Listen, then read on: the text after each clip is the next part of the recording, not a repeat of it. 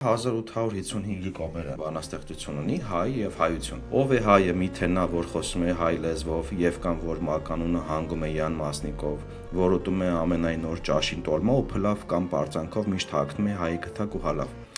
Տոլմա ու փլավի հեգնանքը այն բանն է, էլի քիշես Էլբակյան Էդգարը պատրաստից հետո որ ասում էր կա բան ունի հեղափոխությունից հետո Կալբասի բանը։ Հա, Կալբասի բանը։ Հա, 200 տարի անց է։ Նույն բանն է ասում։ Այդ տոլմա փլավը այդ կալբասի բանն է, էլի։ Ու պատկանյան Այդ նույն են բանն էլ է, էլի կասկադի կոֆեները, բաները, այդ նույն թեմայի է։ Ֆեստիվալները, հա,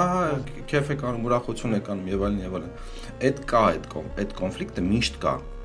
Այսինքն այդ հացի ու կացի ինքը հետո էլ է լինելու 100-200 տարի հետո է լինելու, որովհետեւ մարդը